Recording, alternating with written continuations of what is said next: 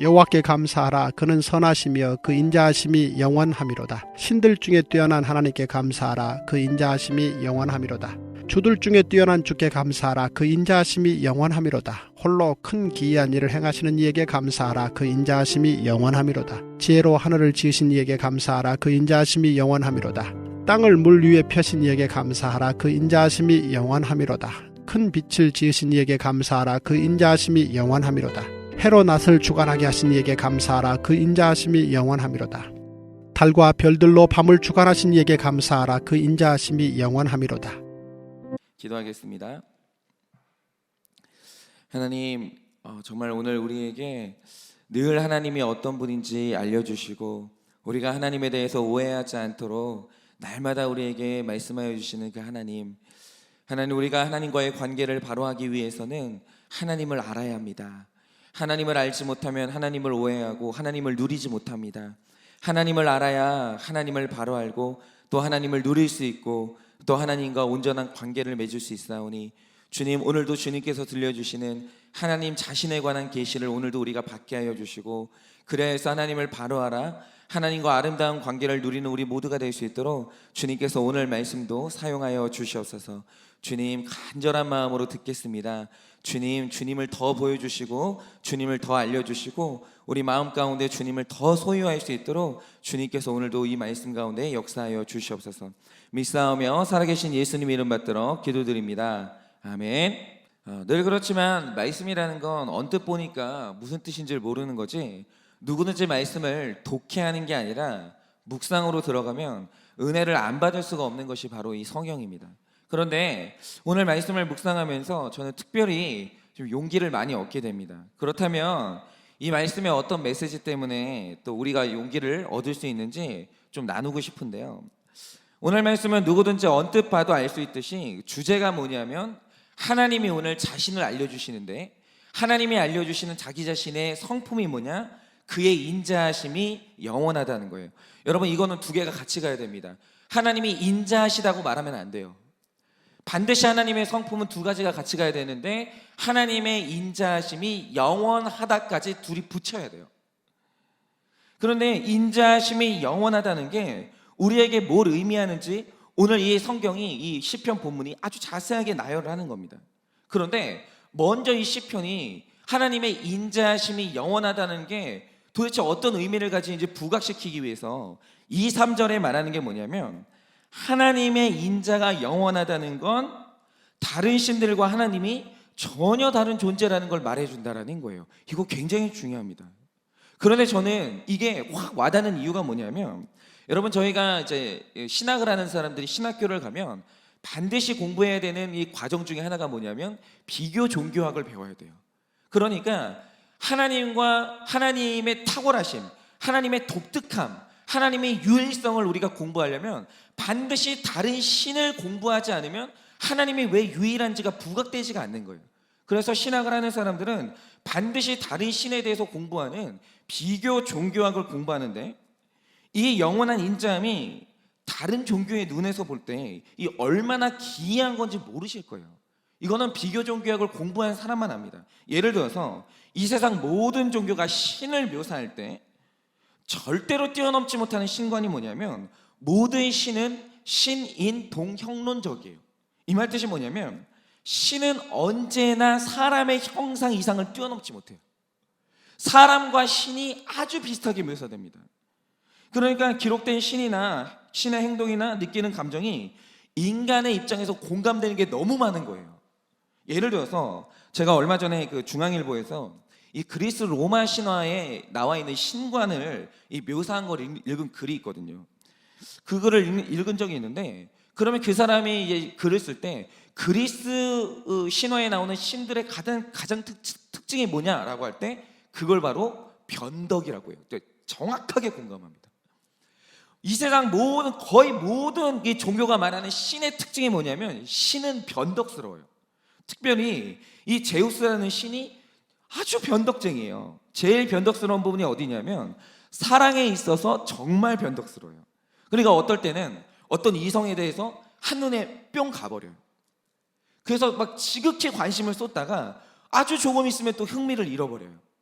그걸 반복해요. 그런데 어떤 사람에게 푹 빠졌다가 어떤 사람에게 흥미를 잃는 걸 반복하는 사람을 뭐라고 부르냐면 바람둥이라고 하잖아요. 여러분, 제우스가 바람둥이에요. 그러니까 신이라는 작자가 바람을 피우고 다니니까 이 아내 있는 헤라가 질투의 신일 수밖에 없고 늘 미치는 거예요. 그러니까 이게 너무 똑같은 게, 우리도 현실에서 남편이 바람을 피우고 다니면 아내가 거칠어질 수밖에 없잖아요. 마찬가지예요. 제우스가 바람을 피우고 다니니까 헤라의 성격이 까칠해요. 정말 얼마나 예민한지 모릅니다. 그런데 이 글을 쓴 사람이 하는 말이 뭐냐면, 그리스 신화에 나오는 신들은 우리 인간하고 전혀 다르지 않은 신이라서 친근하고 바로 그게 매력 포인트라는 거예요. 인간하고 신하고 다르지 않아요. 모든 신들이. 여러분, 바로 이겁니다. 거의 모든 종교에서 그리는 신들의 특징이 뭐냐? 변덕스러워요. 아주 변덕스럽습니다. 그래서 그 출렁이는 감정의 변화가 기후의 변화로 나타난다는 거예요. 그래서 사람들이 해야 되는, 제사 가운데서 해야 되는 가장 중요한 일들의 하나가 뭐냐면 신을 달래는 작업을 늘 해야 되는 거예요.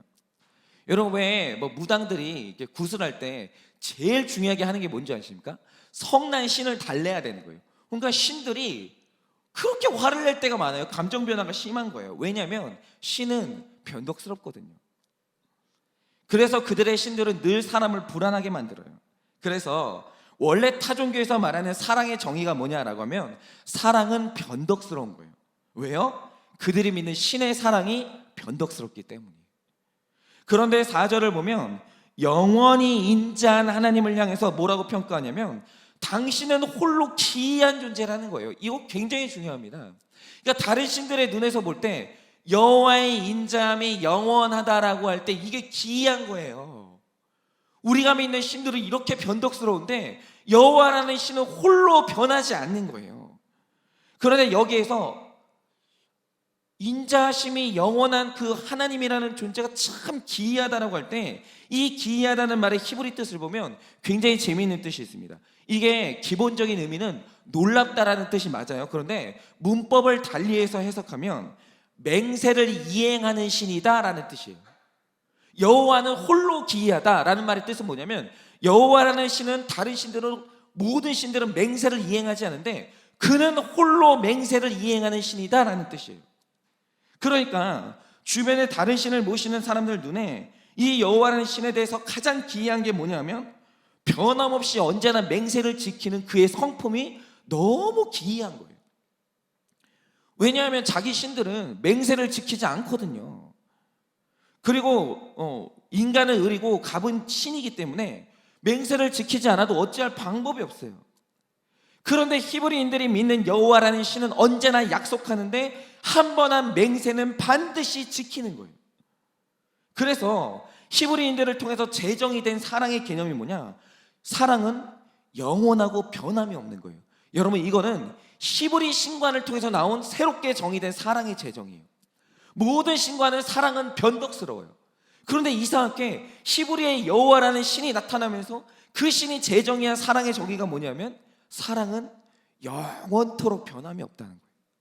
여러분, 이런 기독교가 말하는 독특한 사랑의 정의예요. 왜냐하면 여호와라는 신의 사랑이 영원토록 변함이 없거든요. 이러니 하나님을 모르는 사람이 이 하나님을 알면 하나님의 사랑이 변하지 않고 영원하다는 걸 아는데, 하나님을 모르는 사람이 이방 신관과 하나님을 짬뽕시켜가지고 갖는 불안함이 뭡니까? 나의 반복되는 죄 앞에서 여호와의 인내심의 한계가 올까봐 그걸 너무 두려워해요. 그렇죠? 우린 날마다 죄를 반복해요. 같은 죄에 넘어져요. 그러면서 마음 가운데 드는 불안함이 뭐냐면, 이제는 하나님의 인내가 한계에 다다르지 않을까? 이 정도면 하나님이 나한테 질리지 않을까? 이게 두려운 거예요. 그럼 이게 왜 두렵냐? 하나님을 몰라서 그런 거예요. 이방 신의 성품하고 하나님의 성품을 짬뽕을 시킨 거예요. 그런데 여호와의 인내심의 한계를 느끼는 그 불안함 자체가 하나님을 모르는 무지 중에 무지고 하나님에 대한 불신 중에 불신인 거예요. 여러분이 오늘 말씀을 보세요. 그 인자하심이 영원한 하나님을 지금 어떤 하나님으로 독특하게 지금 소개하냐면, 그를 창조의 하나님으로 소개하는데, 이 창조의 범위를 계속 넓혀요. 하늘, 땅, 물, 그 다음에 어디로 확대되냐면 큰 빛들과 낫들을 만드신 하나님을 찬양해요. 그러니까 하나님의 이 창조의 범위를 계속 확대하다가 결국에 어디까지 확대하냐면 달과 별들이 떠 있는 우주를 창조하신 하나님으로 확대를 시켜요. 그런데 우주의 크기와 뭘 비교하냐면 하나님이 만드신 우주의 크기와 영원히 인자하신 하나님의 성품을 연결시키는 거예요. 여러분, 이게 뭘 의미하는지 아십니까? 여러분, 이건 법칙인데요. 어떤 존재도 자기를 초월하는 창조물을 만들 수 없어요. 언제든지 모든 창조물은 창조자 안에 있고 창조자보다 작아요. 그럴 수밖에 없어요. 창조자가 통제 못하는 창조물은 있을 수가 없는 거예요. 다 창조자의 손 안에 있는 거예요, 모든 창조물은. 그런데 하나님이 만드신 우주를 보자고요. 오늘 말씀을 보면 우주를 하나님이 만들었다는 거예요. 그럼 그가 만든 우주의 크기는 어떠냐? 여러분, 제가 이제 가만히 보면 인간의 과학적 방법으로 측정한 현재까지 우주의 크기는 얼마나 크냐라고 하면 빛의 속도로 137억 광년을 날아야 우주의 끝에 도달할 수 있는 크기가 지금 우주의 크기예요. 근데 문제는 뭐냐면 이 우주는 지금도 팽창하고 있기 때문에 계속 넓어져요. 그러면 한번 생각을 해보자 이거죠.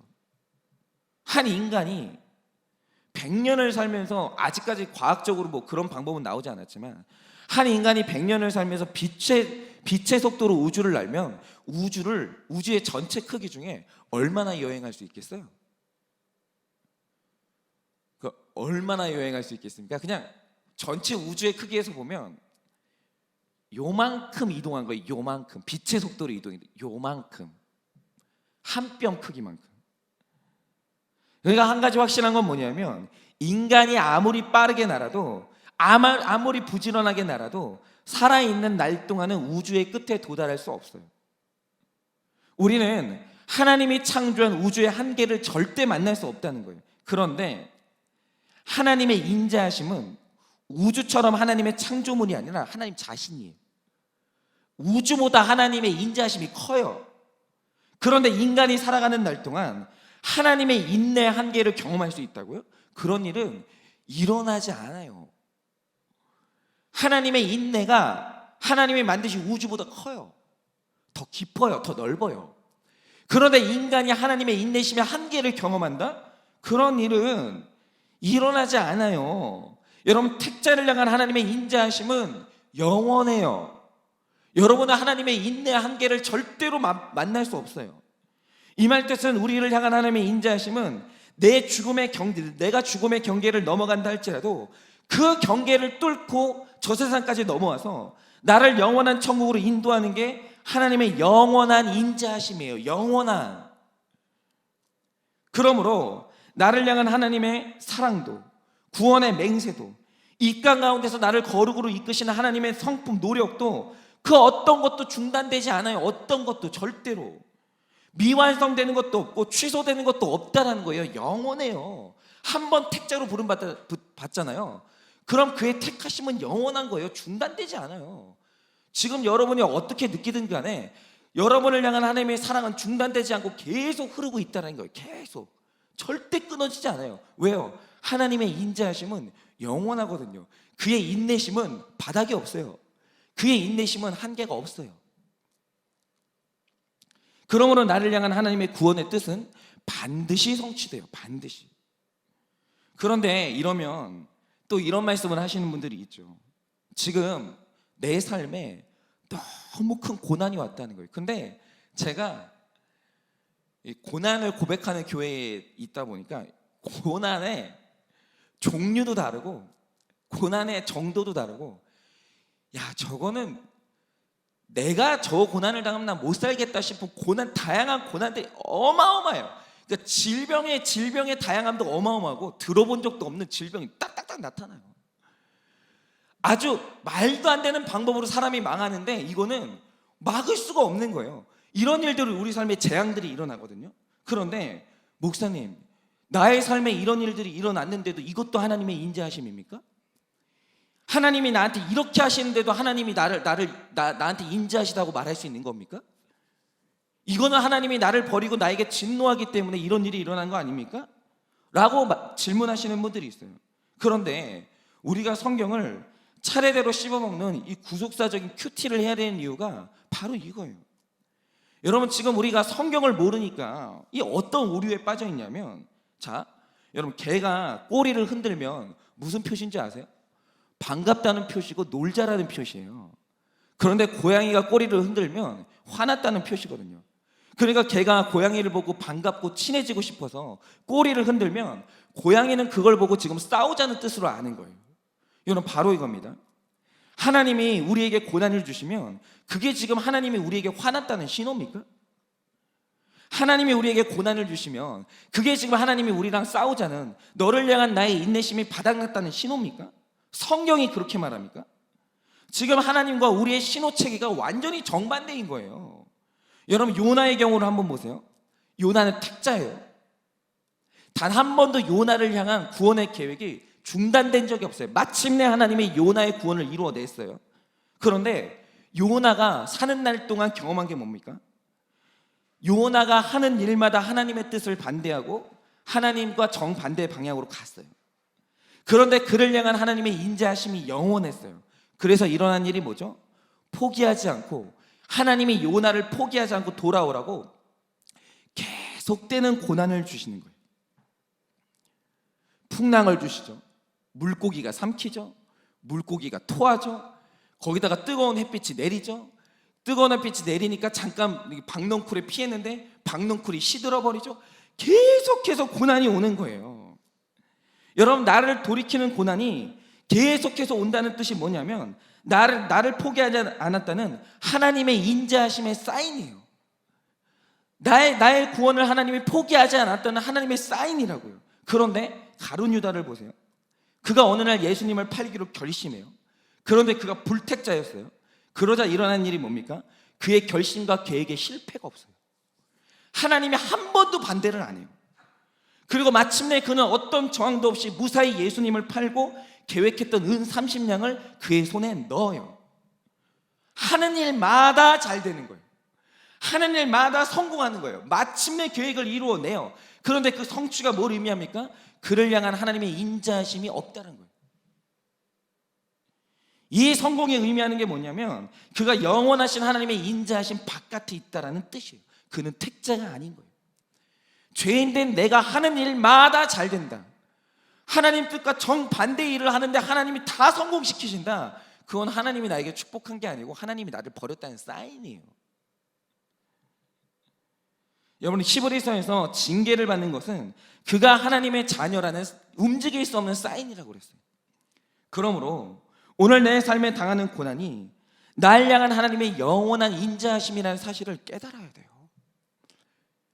오늘 내가 고난을 당한다. 그러면 나를 성화시키는 하나님의 이 노력이 중단되지 않고 있구나라는 하나님의 신호체계를 알아야 돼요.